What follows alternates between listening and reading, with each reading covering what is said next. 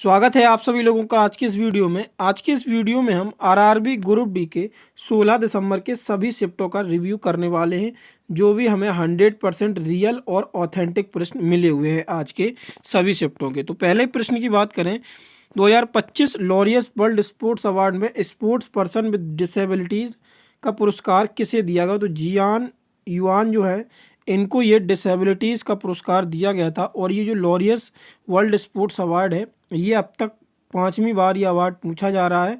और ये लिस्ट जो है लॉरियस वर्ल्ड स्पोर्ट्स अवार्ड की, हम आपको जिस भी वीडियो में पूछा गया रेगुलरली ये आपको रिवाइज़ करा रहे हैं। तो अब तक जिन लोगों को रिवाइज़ नहीं हुए हैं वो एक बार फिर से रिवाइज़ कर लें। आने वाले शिफ्टों में यहाँ से प्रश्न जरूर बनेगा, क्योंकि टीसीएस का ये फेवरेट टॉपिक बन चुका है अभी तक के रिव्यू के हिसाब से। तो ये हम अवार्ड की बात करें तो world sportsman of the year का अवार्ड जो दिया गया था ये मोंडो डुप्लांटिस जो स्वीडन के एथलेटिक्स हैं इनको दिया गया था। और world sports women of the year जो दिया गया वो सिमोन बाइल्स जो कि यूएसए की जिम्नास्टिक खिलाड़ी हैं, इनको दिया गया। इसके बाद आता है world team of the year, तो रियल मैड्रिड जो फुटबॉल क्लब है उसको दिया गया। इसके बाद break through of the year लेमाइन Yamal footballer हैं, ये स्पेन के, ये इनको दिया गया था break through of the year का अवार्ड। आगे बात करें कमबैक ऑफ द ईयर, तो जो रेबेका एंड्रेड है ये भी आपके जिम्नास्टिक खिलाड़ी हैं जो कि ब्राज़ील के हैं, ये इनको दिया गया था कमबैक ऑफ द ईयर। इसके बाद action sports person of the year जो टॉम पिडकॉक है, ये आपका पूछा जा चुका है, टॉम पिडकॉक वाला साइकिलिंग और माउंटेन बाइक में इनको ये अवार्ड दिया गया था action sports person of the year का। आगे अगर हम बात करें तो sports person of the year with disabilities जो आज आपका प्रश्न पूछा गया है, और ये हम कई सारे वीडियोस में करा चुके हैं, रिपीटेडली इस टॉपिक को हम करा रहे हैं। जियान युआंग जो कि पैरालंपिक और विकलांगता श्रेणी में इनको दिया गया था। आगे चलें तो आगे देखते हैं L'Oréal sports for good award, ये एक संगठन है जिसको ये अवार्ड दिया गया है। किक फॉर लाइफ ये संगठन है, इसको ये दिया गया था। लाइफ टाइम अचीवमेंट अवार्ड ये किसको दिया गया? तो केली स्लेटर को। सबसे पहला प्रश्न आपका यही पूछा गया था इस टॉपिक से, उसके बाद इससे रिपीटेडली प्रश्न बन रहे हैं। तो जो केली स्लेटर है सर्फिंग में, ये लाइफ टाइम अचीवमेंट अवार्ड दिया गया था। स्पोर्टिंग आइकन अवार्ड किसको दिया गया था? तो राफेल नडाल जो हैं ये इनको स्पोर्टिंग आइकन का अवार्ड दिया गया था। आगे चलते हैं तो 24 मई 2025 को आयोजित नीति आयोग की 10वीं गवर्निंग काउंसिल की बैठक किस शहर में आयोजित की गई? तो ये नई दिल्ली में इसकी बैठक जो है आयोजित की गई। और नीति आयोग क्या है? तो जो योजना आयोग है उसके स्थान पर ये बनाया गया था, जिसकी अध्यक्षता जो है वो प्रधानमंत्री के द्वारा की जाती है। नीति आयोग यानी कि national institution for transforming India, ये इसका पूरा फुल फॉर्म होता है। इसमें हम बात करें नीति आयोग की जो 10वीं गवर्निंग काउंसिल की बैठक हुई, नरेंद्र मोदी ने नई दिल्ली में भारत मंडपम में नीति आयोग की 10वीं जो परिषद की बैठक है उसकी अध्यक्षता की। इसमें 24 राज्य और 7 संघ राज्य क्षेत्रों के मुख्यमंत्री और उपराज्यपालों ने भाग लिया। इस वर्ष का इस वर्ष 10वीं काउंसिल की बैठक हुई, उसकी थीम क्या थी? तो भारत @ 2047 के लिए विकसित राज्य, ये इसकी थीम थी जो कि इम्पोर्टेंट है आपके लिए। आगे चलते हैं, आगे चलें उससे पहले हम आपको बता दें ये हमारी करंट अफेयर की ई बुक है। जो करंट अफेयर अब तक आपके पूछे जा रहे हैं वो इस टॉपिक से आप सभी को देखने को मिल जाएंगे। इसमें टॉपिक वाइज जो कवर किए गए हैं वो हमने, मतलब इस करंट अफेयर की बुक का 80% अब तक का रिव्यू के हिसाब से देखा जाए तो 80% जो रेशियो है वो यहीं से इसका पूछा जा रहा है। बाकी 20% में कुछ मिसलिनियस टॉपिक हैं जो हमने कवर नहीं कर पाए, लेकिन वो जैसे ही डे आपके होते हैं उसके साथ आपको अपडेटेड करा के ये करंट अफेयर हम प्रोवाइड कर रहे हैं। तो आप लोग इसे परचेज़ करिए, आपके आने वाले शिफ्टों के लिए बहुत ही बेहतरीन होगी। Month wise current affair important topic भी दिए गए हैं, साथ में MCQ प्रैक्टिस सेट भी इसमें दिए गए हैं।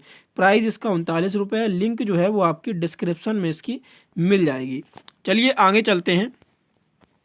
कॉपर टी का इस्तेमाल शरीर के किस भाग में किया जाता है? तो कॉपर टी का इस्तेमाल जो है वो महिलाओं के गर्भाशय में इसका इस्तेमाल किया जाता है। कॉपर टी का इस्तेमाल महिलाओं के शरीर में गर्भाशय में किया जाता है, जो एक छोटा सा टी आकार का उपकरण होता है और इसे गर्भाशय धारण रोकने यानी कि गर्भ निरोधक के लिए डाला जाता है। यह तांबे के आयनों यानी कॉपर आयंस के माध्यम से काम करता है और शुक्राणु को अंडे तक पहुंचने से रोकता है। तो ये कॉपर टी का इस्तेमाल दिया गया था और जो इसका यूज है वो गर्भाशय में किया जाता है।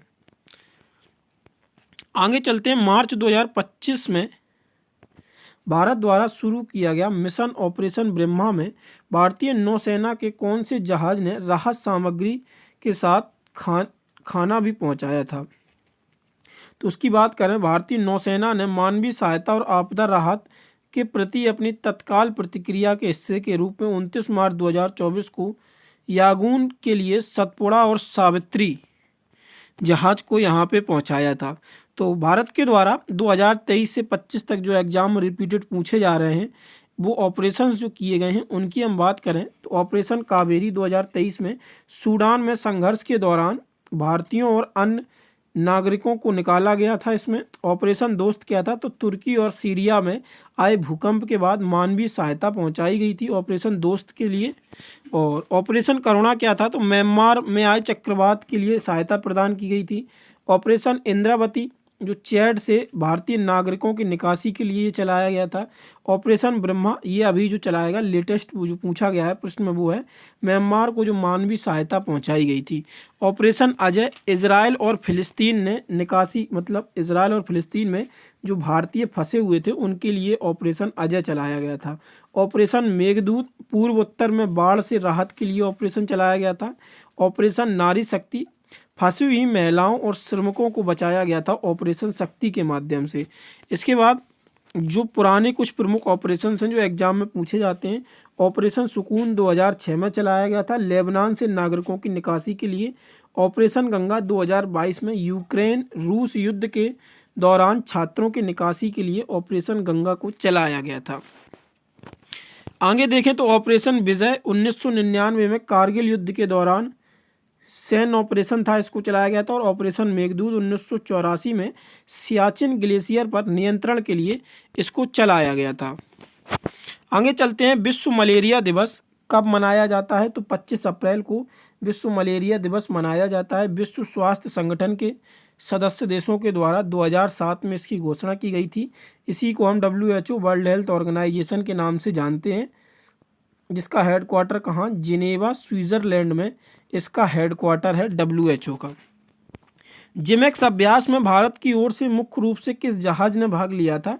तो जहाज आगे है वो हम बताएंगे आपको, पहले ये डिटेल पढ़ते हैं उसके बाद में देखेंगे।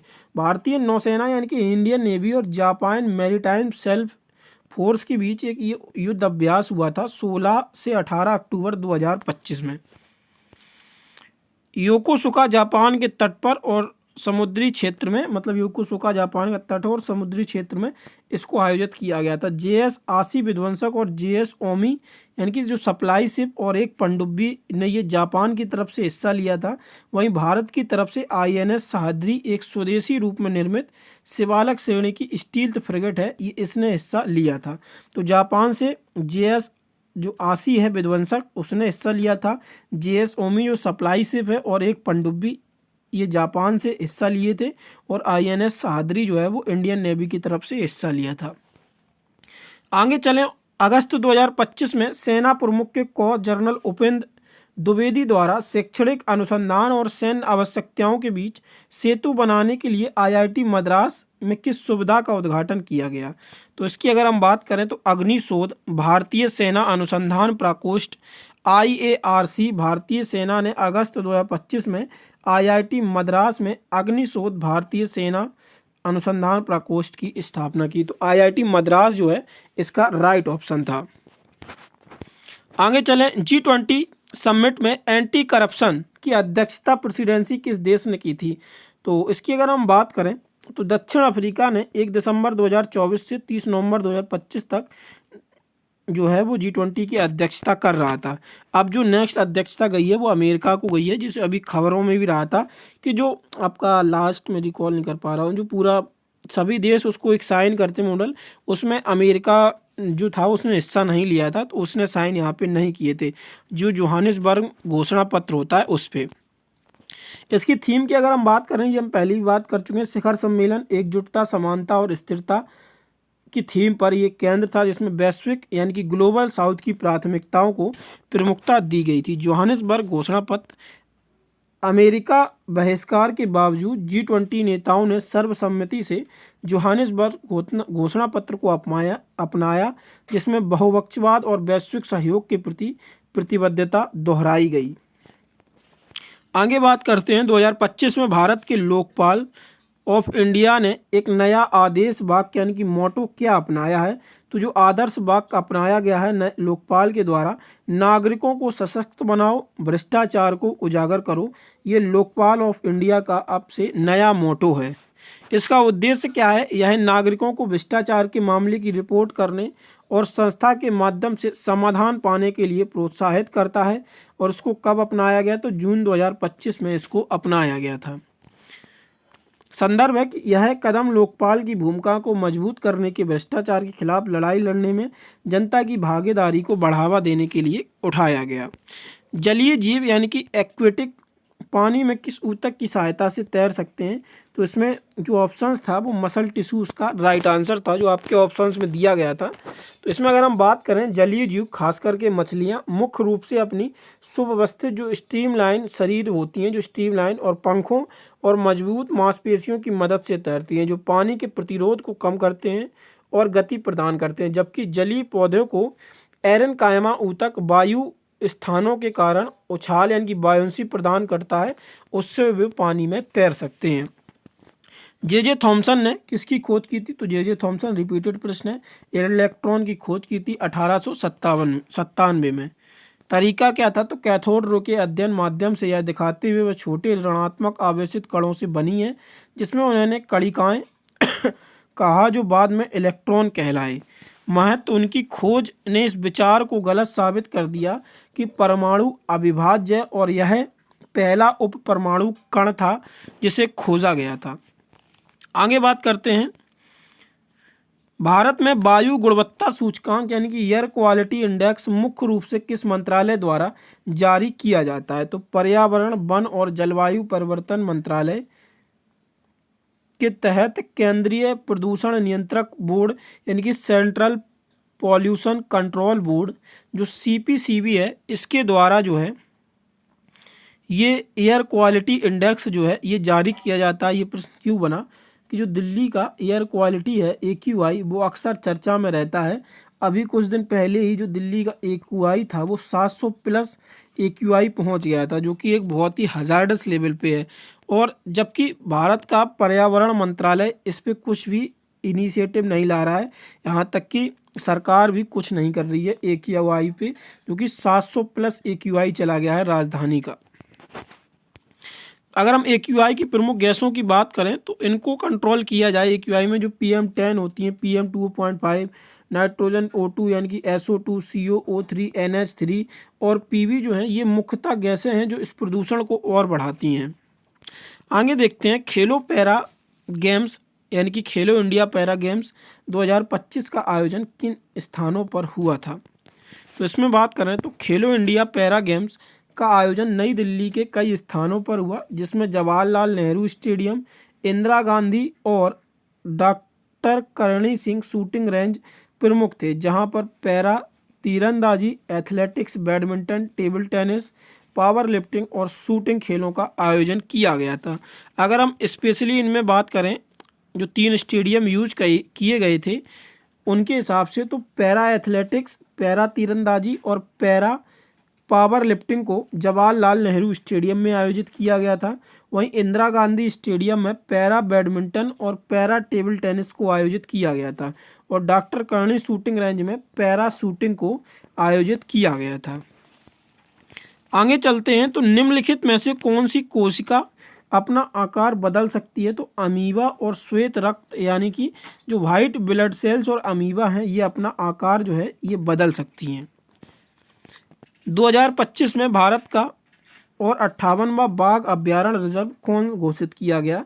तो माधव राष्ट्रीय उद्यान, जो कि मध्य प्रदेश में स्थित है, इसको 58वां बाघ अभ्यारण्य घोषित किया गया। आने वाले शिफ्टों के लिए 55, 56, 57 ये आपके इम्पोर्टेंट हो जाते हैं। तो 55वां जो है वो धौलपुर करौली टाइगर रिजर्व, जो कि आपका राजस्थान में स्थित है, ये 55वां टाइगर रिजर्व बना। वहीं 56वां जो टाइगर रिजर्व बना वो गुरु घासीदास तिमोर पिंगला टाइगर रिजर्व, जो कि छत्तीसगढ़ में है, ये आपका 56वां टाइगर रिजर्व बना। 57 में टाइगर रिजर्व की बात करें तो वीरांगना दुर्गावती टाइगर रिजर्व, ये आपका 57वां टाइगर रिजर्व बना, जो कि मध्य प्रदेश में है और इसको रातापानी टाइगर रिजर्व के नाम और ये बना है आपका। ठीक है।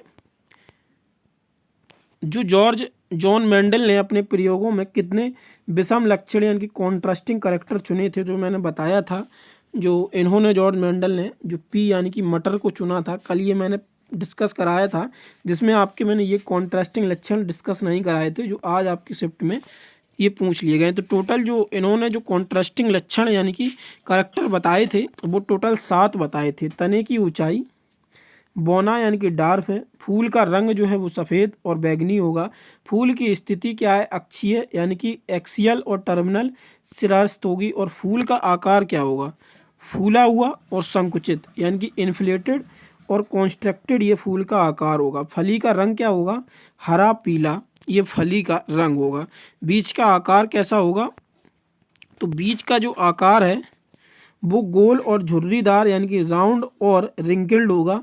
बीज का रंग क्या होगा, पीला और हरा, जैसे फूल का रंग होता है, सेम इट इज़ वही होगा। तो ये 7 जो हैं इन्होंने करैक्टर बताए थे, कॉन्ट्रास्टिंग करैक्टर जो थे ये बताए थे, विषम लक्षण।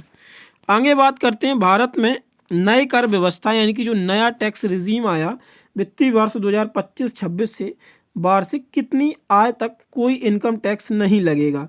तो इसकी अगर हम बात करें तो 4 लाख तक की कमाई करने वाले व्यक्तियों पर कोई भी टैक्स नहीं लगाया जाएगा।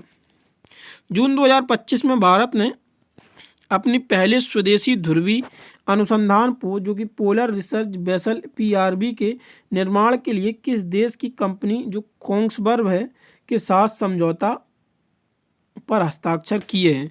तो ये जो कंपनी है ये एक नॉर्वे की कोंग्सबर्ग कंपनी के साथ समझौता किया गया है, एमयू, जिसमें कोलकाता स्थित garden reach ship builders and engineers ने यह समझौता किया हुआ है। आगे देखते हैं तो ओजोन परत पृथ्वी को किस हानिकारक विकिरण सुरक्षा प्रदान करती है। तो परावैंगनिक किरणों से, विशेष रूप से जो यूवी रेज हैं और यूवी सी किरणें हैं, इनसे सुरक्षा प्रदान करती है। इसमें क्या होता है, ये त्वचा कैंसर जो स्किन कैंसर होता है वो, मोतियाबिंद और पौधों व जलीय जीवन को नुकसान पहुंचाती हैं। ये आपकी अल्ट्रावायलेट जो ओजोन लेयर से किरणें निकलती हैं। ये प्रश्न पूछा गया था कि अवतल दर्पण कॉन्वेक्स मिरर की वक्रता यानी कि सेंटर और कर्वेचर कहाँ पर स्थित होता है। तो इसकी बात करें तो दर्पण के सामने उसी तरफ स्थित होता है जिस तरफ परावर्तक सतह होती है। ठीक है, रिफ्लेक्टिंग साइड जिस साइड होती है उसी तरह ये आप वहाँ पे ये स्थित होता है। मैं यहाँ पर आपको डायग्राम लाना भूल गया, इसके लिए रियली सॉरी। तो इसकी स्थिति हम ऐसे जान सकते हैं, दर्पण के सामने उसी तरफ जिस तरफ जो कॉन्ट्रास्टिंग जो परावर्तक होती है उस साइड ही आपको देखने को मिलेगा कॉनकेव मिरर में। आगे चलते हैं, आगे आता है रिब्रीवेशन के बारे में निम्नलिखित में से कौन सा कथन गलत है। तो कथन तो मुझे नहीं पता चल पाए क्या है, लेकिन ये प्रश्न आपका पूछा गया था। तो अगर हम इसकी बात करें प्रतिध्वनि, जिसको रिब्रीवेशन के नाम से जानते हैं, कि बहु परावर्तन यानी कि मल्टीपल रिफ्लेक्सिव कारण होती है। तो ये आपको यहाँ से रिब्रीवेशन के बारे में, ये प्रतिध्वनि के बारे में ये चीज़ याद रखनी है, जो मल्टी रिफ्लेक्शन होती है। आगे चलते हैं, तो आगे आता है निम्नलिखित में से किसमें झिल्ली मेम्ब्रेन नहीं होती है। तो झिल्ली मेम्ब्रेन की अगर हम बात करें किसमें नहीं होती है, तो आपके बहुत सारे ऐसे होते हैं जिनमें कोश जो झिल्ली होती है मेम्ब्रेन नहीं पाई जाती है, जिसमें राइबोसोम्स, सेल वॉल और कंकाल यानी कि साइटोस्केल्टन, सेंट्रोसोम्स और सेंट्रोइल्स, ये आपके होते हैं जिनमें झिल्ली यानी कि मेम्ब्रेन नहीं पाई जाती है। अब ऑप्शंस में आपके कौन से दिए गए थे वो पता नहीं है, लेकिन ये जो होते हैं मुख्यतः इनमें जो है वो मेम्ब्रेन नहीं पाई जाती है। आगे चलते हैं, लौंग का तेल यानी कि जो क्लोव ऑयल होता है अम्ल और क्षार के साथ कैसा व्यवहार करता है। तो घ्राण संकेतक यानी कि ओलाफैक्ट्री इंडिकेटर जो होता है, ये लौंग के तेल और अम्ल और बेस के साथ ये ऐसा व्यवहार करता है, यानी कि ओलाफैक्ट्री इंडिकेटर के रूप में ये आपका कार्य करता है। आगे चलते हैं, लिगामेंट में किस प्रकार का जोड़ पाया जाता है। तो फेब्रस जो जोड़ होता है ये आपका लिगामेंट में देखने को मिलता है। पौधे की वह कौन सी संरचना है जिसकी सहायता से जलीय पौधे पानी पर तैर सकते हैं। देखिए ये आपका मतलब ये पहली शिफ्ट के और दूसरी शिफ्ट के यहाँ की ऑल शिफ्ट के प्रश्न कर रहे हैं। तो आप देखिए कि एक सुबह की शिफ्ट से ये रिलेटेड क्वेश्चंस पूछे जाते हैं और आने वाले दिनों में भी इनसे रिलेटेड पूछे जाते हैं। तो मैंने क्या बताया था, एरेनकाइमा जो होती है उसके माध्यम से ही ये जो जलीय पौधे हैं ये आपका तैरने का काम करते हैं। चलिए आगे चलते हैं, तो आगे देखते हैं। तो निम्नलिखित में से कौन सा मिश्रण अम्ल यानी कि एसिड बेस का मिश्रण है। तो अम्ल और क्षार के मिश्रण को लवण यानी कि साल्ट और जल बनते हैं। मतलब जब ये मिश्रण मिलाया जाता है तो इससे साल्ट और वाटर हमें देखने को मिलते हैं। तो ये एसिड है और ये आपका रहा बेस, यानी कि ये एसिड, ये रहा आपका बेस, ये रहा सॉल्ट और ये रहा आपका क्या, वाटर। तो जब एसिड और बेस यानी कि HCl प्लस NaOH मिलाया जाता है तो इससे हमें जो प्राप्त होता है वो एसिड यानी कि सॉल्ट और वाटर जो है प्राप्त होता है। सॉल्ट जिसे हम NaCl के रूप में जानते हैं, वाटर जिसको हम H2O के रूप में जानते हैं। आगे चलते हैं। 2025 में भारत में लगभग 18,000 गाँवों को किस योजना के तहत विद्युत प्रकाशमान यानी कि इलेक्ट्रीफाइड किया जा रहा है। तो ये योजना जो थी जिससे 18,000 गाँवों को विद्युतीकरण किया गया, इलेक्ट्रिफिकेशन जिसका किया गया, तो वो योजना थी आपकी दीनदयाल उपाध्याय ग्राम ज्योति योजना से जुड़ी थी, जिसे 2014-15 में शुरू किया गया था और इसी के तहत 18,000 से अधिक गाँवों को बिजली मिली। हालांकि वर्तमान में नया फोकस जो है वो सूर्य घर मुक्त बिजली योजना यानी कि PM सूर्य घर मुक्त बिजली योजना और पुनः निर्मित वितरण योजना RDSS पर ये नई योजना केंद्रित हो गई है। देखिए जब 2014 में जब NDA गवर्नमेंट आई तो उस समय ये 14-15 में ही ये योजना लाई गई थी, दीनदयाल उपाध्याय ग्राम ज्योति योजना, जिसके तहत 18,000 से अधिक गाँवों को बिजली से कनेक्ट, मतलब जहाँ पे बिजली नहीं पहुँची थी वहाँ पे ये कनेक्ट कराया गया। और ये हकीकत है, मेरे जो एरिया के आसपास कुछ अभी तक ऐसे गाँव थे यहाँ तक जिनमें 2014-15 तक बिजली नहीं पहुंची थी और वहां पे बिजली पहुंचाई गई। ये रियलिटी है इस योजना की। मतलब बहुत सी ऐसी योजनाएं हैं जिनको ज़मीनी स्तर पर बहुत ही अच्छे से सरकार के द्वारा कार्य किया गया है। ये योजना हुई PM आवास योजना हुई, ये योजना बहुत बेहतरीन तरीके से हुई। और PM उज्ज्वला योजना, ये कुछ ऐसी स्कीम्स हैं सरकार की जिनको ज़मीनी स्तर पर बहुत बेहतरीन तरीके से आयाम दिया गया और इन योजनाओं को बहुत सफल बनाया गया। आगे चलते हैं। और अभी जो मेन फोकस है सरकार का जो योजना पे है वो PM सूर्य घर मुफ्त बिजली योजना, और जो उसी योजना से मतलब जो डिस्ट्रीब्यूशन शिप भी है उन्हीं प्लांटों जो लगवा रहा है घर पे, उनसे ही आसपास के कुछ घरों में डिस्ट्रीब्यूशन शिप का भी जो है ये योजना अभी चल रही है वर्तमान समय में। तो ये आपको याद रखना है। NCERT की अगर हम बात करें तो RRB ग्रुप D के लिए स्पेशली हमने NCERT सार बुक बनाई थी, जो आपके सभी रेलवे एग्जाम्स के साइंस के लिए एकमात्र इलाज है। आप इसे परचेज करिए, NCERT का सार प्लस इसमें सामान्य विज्ञान यानी कि NCERT सार प्लस PYQ नोट्स का बेहतरीन कॉम्बिनेशन दिया गया है। 1100 प्लस प्रश्नों का संग्रह, साथ में कुछ प्रश्न आपको नीचे प्रैक्टिस सेट के फॉर्मेट में इसी ई बुक में देखने को मिलते हैं। प्राइस जो है वो इसका 49 रुपये दिया गया है। डिस्क्रिप्शन में लिंक है, वहाँ से इसे आप परचेज कर सकते हैं। चलिए आगे चलते हैं। साधारण नमक यानी कोई कॉमन सॉल्ट सोडियम और क्लोरीन की अभिक्रिया से बनता है। इसमें कौन सा बंध पाया जाता है। तो ये जो आयनिक बॉन्ड होता है ये पाया जाता है। ये आपका रिपीटेड प्रश्न है जो आज ये पूछा गया। निम्नलिखित में से कौन सा उपकरण आर्किमेडिस की सिद्धांत, जो आर्किमेडिस प्रिंसिपल होता है उस पर आधारित नहीं है। ये आपके ऑप्शंस में जो स्टेटमेंट बेस्ड प्रश्न था ये पूछा गया था। तो स्टेटमेंट बेस्ड साइंस में भी आपको 2 और कहीं कहीं तो 3 देखने को मिल रहे हैं, और जो GK GS है उसमें भी 2 से 3 आपको स्टेटमेंट बेस्ड प्रश्न देखने को मिल रहे हैं। तो स्टेटमेंट तो पता नहीं चले हैं, लेकिन जो आर्किमेडिस प्रिंसिपल है वो मैं आपको बताता हूँ क्या होता है। तो आर्किमेडिस सिद्धांत क्या होता है कि यह बताता है जब वस्तु किसी तरल पदार्थ, दिव्य या गैस में आंशिक या पूरी तरह से डुबोई जाती है तो उस पर ऊपर की ओर एक उत्बलन फोर्स यानी कि बियोंसी फोर्स लगता है, जो उस तरल भार के बराबर होता है जिसमें वस्तु विस्थापित डिस्प्लेस करती है। तो ये आपका आर्किमेडीज प्रिंसिपल होता है। आगे प्रश्न पूछा गया था जो आपका हेट्रोजीनियस मिक्सचर होता है यानी कि जो विषम अंगी मिक्सचर होता है उसके बारे में पूछा गया था, नहीं होता है। तो कुछ एग्जाम्पल्स आपके दिए गए थे, उनमें से 3 आपके जो थे वो होते थे और एक ऑप्शन आपका गलत पूछा गया था और गलत ही आपको बताना था। तो वो तो मुझे पता नहीं है क्या पूछा गया था ऑप्शंस एग्जैक्टली, लेकिन मैं आपको हेट्रोजीनियस मिक्सचर यानी कि विषम अंगी मिश्रण के बारे में बताता हूँ। तो ये वह मिश्रण होता है जिसमें मिले हुए पदार्थ अलग अलग दिखाई देते हैं, जिनकी संरचना पूरे मिश्रण में एक समान नहीं होती है और जिन्हें नंगी आँखों या सूक्ष्मदर्शियों से आसानी से पहचान लिया जाता है। देखिए हेट्रोजीनियस मिक्सचर की ये पहचान होती है कि आप उन्हें आसानी से पहचान सकते हैं। जैसे आप एग्जाम्पल ले लें बालू और गिट्टी का, तो ये एक हेट्रोजीनियस मिक्सचर का एग्जाम्पल कंसिडर किया जाएगा। तो उसे आप नंगी आँखों से देख के बता देंगे कि ये बालू है, ये गिट्टी है। तो इसमें हम आगे देखते हैं। तो जैसे ये एग्जाम्पल दिए गए हैं रेत और पानी, तेल और पानी का मिश्रण, क्योंकि घटक पूरी तरह से घुलते नहीं हैं और अलग अलग प्रावस्थाएं यानी फेजेस में बनते हैं।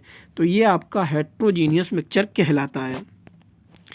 आगे चलें तो 3 दिन यानी कि 14, 15 से रिएक्टिविटी सीरीज आना स्टार्ट हुई। इसके पहले रिएक्टिविटी सीरीज का 27, 28, 1, 2, 3, 4, 5, 7, 8 को कोई एग्ज़ाम नहीं था। इसके बाद 9, 10, 11, 12 और 13 को एग्ज़ाम नहीं था। 14 को रिएक्टिविटी सीरीज, इससे पहले जो मैंने डेट बताई उनमें रिएक्टिविटी सीरीज पूछी ही नहीं गई। 14 और 15 को रिएक्टिविटी सीरीज पूछी गई। 14 को भी रिएक्टिविटी सीरीज से प्रश्न बने, 15 को भी रिएक्टिविटी सीरीज से प्रश्न बने। मतलब शिफ्ट में 1 बन रहे थे और तीनों शिफ्टों के मिला के यहाँ तक कि 2 प्रश्न बन रहे थे। और आज तो एक ही शिफ्ट में डायरेक्ट 2 प्रश्न आपकी रिएक्टिविटी सीरीज से पूछ लिए। और 14 तारीख से मैंने पूरी रिएक्टिविटी सीरीज आपको अच्छे से समझाई थी। 14 तारीख वाले वीडियो में, वीडियो अभी भी पड़े हैं, देख लीजिएगा। तो इसीलिए मैं कहता हूँ रिव्यू बहुत इंपॉर्टेंट होते हैं आने वाले शिफ्टों के लिए। तो अच्छे से कवर कीजिए रिव्यूज़ को, क्वेश्चंस पर मत जाइए। जो मैं एक्स्ट्रा फैक्ट कराता हूँ उनको आप अच्छे से कवर कीजिए। और वीडियो के जस्ट बाद मैं आपको PDF भी प्रोवाइड कराता हूँ। तो PDF से आप लोग रिवाइज़ करते जाइए, कुछ ज़्यादा टाइम नहीं लगता है। आपने इतने दिन तक तैयारी की तो PDF में मात्र आप 15 से 20 मिनट अच्छे से दीजिए। और आपके आने वाले शिफ्टों में अगर 4 से 5 मार्क्स इंक्रीज़ हो जाते हैं तो बेहतरीन ही रहेगा। नुकसान तो आपका कुछ होना नहीं है वीडियोज़ को पढ़ने से और PDF रिवाइज़ करने से। तो रिक्वेस्ट है वीडियोज़ पूरा देखिए और PDF भी एक बार ज़रूर रिवाइज़ करिए। तो रिएक्टिविटी सीरीज से 2 प्रश्न आपके पूछे गए थे। पोटेशियम, मैग्नीशियम, एल्युमिनियम और जिंक, इन धातुओं को अभिक्रिया श्रेणी में सही क्रम से सजाइए। मतलब रिएक्टिविटी सीरीज में बढ़ते से घटते क्रम में लगाना है। एक ये प्रश्न पूछा गया था। दूसरा प्रश्न आपका पूछा गया था निम्नलिखित में से सबसे अधिक अभिक्रियाशील धातु कौन सी होती है। तो ऑप्शंस दिए गए थे, तो उसका ऑप्शन 2 था वो सीजियम था। अब हम इसमें बात करते हैं इस प्रश्न की, जो आपका प्रश्न पूछा गया था। ये रही रिएक्टिविटी सीरीज और मैं यहाँ पे जो नाम है वो दिखा, पोटेशियम, मैग्नीशियम, अल्मोनियम और जिंक पूछा गया था। तो इनको हमें सबसे ज़्यादा लगाना था। तो देखिए पोटेशियम सबसे पहले होता है, फिर अल्मोनियम और मैग्नीशियम भी पूछा गया था। देख लेता हूँ मैं क्या पूछा गया था।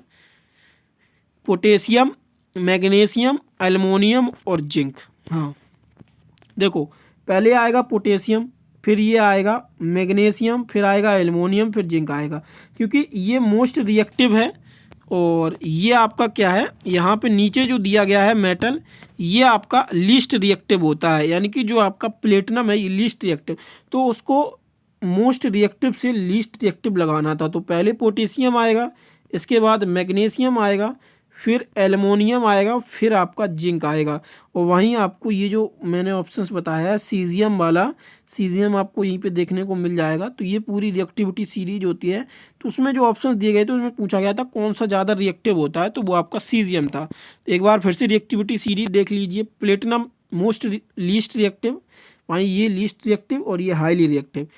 Platinum, gold, silver, mercury, copper, bismuth, antimony, hydrogen, lead, tin, nickel, cobalt, cadmium, iron, chromium, zinc, manganese, aluminium, magnesium, calcium, स्ट्रोबेरियम, barium, lithium, sodium, potassium. Potassium जिसमें हाईली रिएक्टिव होता है, ये वाटर के साथ रिएक्ट कर जाता है। तो ये दो आपके प्रश्न पूछे गए थे और यही सीरीज में यहाँ पे दिया गया है। पहले पोटेशियम आएगा, फिर मैग्नीशियम आएगा, फिर एल्युमिनियम और फिर जिंक। अगर कोई भी सीधा भी इनको रख देता तो उसका भी ये प्रश्न राइट हो जाता। और ये रिएक्टिविटी सीरीज की नॉलेज होनी चाहिए, तभी आप इस प्रश्न को कर पाते। मोस्ट रिएक्टिव मेटल्स में आपको 4 ऑप्शंस दिए गए थे, उनमें से आपको ये सिलेक्ट करना था।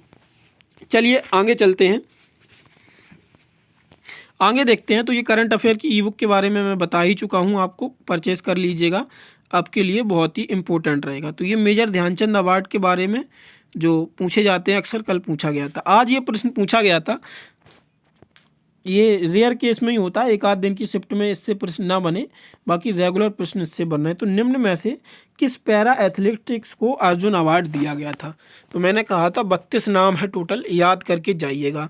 अब पैरा एथलेटिक्स में यहाँ पे देखिए, पैरा एथलेटिक्स के कुछ इंपॉर्टेंट नाम हैं, तो उनमें यहाँ पे पूछा गया था। तो अब देख लीजिए, ये पैरा एथलेटिक्स के नाम होते हैं, पैरा एथलेटिक्स पूछा गया था, ठीक है। तो पैरा एथलेटिक्स की ये लिस्ट दी गई है टोटल, तो जिसमें नाम आता है सुश्री प्रीति पाल, सुश्री जीवन जी दीप्ति, अजीत सिंह, सचिन सरोज खिलाड़ी, धर्मवीर, प्रणव सूरमा, HK होकोटा सेमा, सिमरन जी और श्री नवदीप, ये पैरा एथलेटिक्स के खिलाड़ी थे।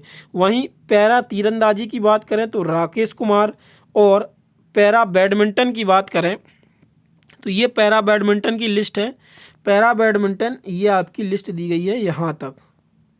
तो इसमें पैरा बैडमिंटन में नीतीश कुमार, तुलसी मैथेन, मुरुगन सेन, नित्या श्री सुश्री नित्या श्री, सुमित सिवान और सुश्री मनीषा रामदास, ये आपके पैरा बैडमिंटन थे।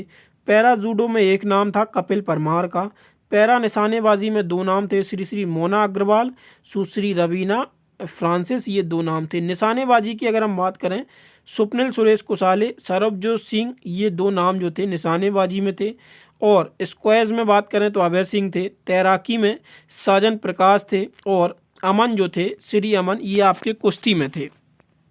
ऊपर के भी नाम हम डिस्कस कर लेते हैं, जिसमें आपके जो एथलेटिक्स में नाम है, 2 एथलेटिक्स ज्योति यराजी और अन्नू रानी एथलेटिक्स से संबंधित हैं। मुक्केबाजी में भी 2 नाम आते हैं, नीतू और स्वीटी बोरा का। और शतरंज में बंतिका अग्रवाल का नाम आता है। हॉकी में आपके नाम आते हैं 5 टोटल, सलीम टेटे, श्री अभिषेक, श्री संजय और जर्मनप्रीत सिंह, सुखजीत सिंह, ये आपके हॉकी के नाम हैं। पैरा तीरंदाजी मैंने बता ही दिया। पैरा एथलेटिक्स से इनमें से आपका कोई एक नाम पूछा गया था, आपने अगर इसको अच्छे से रिवाइज किया होगा तो आप प्रश्न करके आए होंगे। अगर आप रिव्यू कंटिन्यू देख रहे हैं और रूल्स को फॉलो कर रहे हैं, रूल्स यही है कि वीडियो पूरा देखिए अच्छे से, और PDF जो प्रोवाइड कराया जाता है उसको रिवाइज करके जाइए। यहाँ तक 4 से 5 प्रश्न आप आसानी से अगली शिफ्ट में जो प्रश्न करेंगे उनको इंक्रीज कर पाएंगे। बाकी ये और भी लिस्ट दी गई है जो पूछी जाती है। ये खेल कूद में उत्कृष्ट आजीवन अर्जुन पुरस्कार, और नियमित श्रेणी में द्रोणाचार्य पुरस्कार नियमित श्रेणी में भी दी जाते हैं और आजीवन श्रेणी में। तो ये पूरी पुरस्कार की लिस्ट हम आपको रेगुलर कंपाइलेशन के साथ दे रहे हैं, तो ज़रूर रिवाइज करिए। टेलीग्राम पे प्रोवाइड कराते हैं और व्हाट्सएप चैनल पर भी प्रोवाइड करा देते हैं। ये रहे हमारी ई बुक्स के लिंक, परचेज करना चाहें तो परचेज कर लीजिएगा, डिस्क्रिप्शन में सभी के लिंक दिए गए हैं। और आप सभी लोगों का तहे दिल से शुक्रिया। आप लोगों की फैमिली जो है अब ये 500 प्लस सब्सक्राइबर को हो गई है। अब जो अपनी फैमिली का साइज़ है, नेक्स्ट टारगेट अनलॉक्ड हो चुका है, 1 के सब्सक्राइबर बहुत जल्दी करा दीजिए। आप लोग जिस तरीके से प्यार दिखा रहे हैं ऐसे ही आप लोग दिखाते रहें। अब नेक्स्ट टारगेट 1 के है, जितने जल्दी हो सके आप लोग शेयर करिए अपने दोस्तों के साथ और 1 के सब्सक्राइबर को जल्दी से जल्दी पूरा कराइए। बाकी जो नए स्टूडेंट्स हैं वो भी सब्सक्राइब का बटन प्रेस कर लें और नोटिफिकेशन का भी बटन प्रेस कर लें, जिससे आपको वीडियो सबसे पहले मिल सके। धन्यवाद।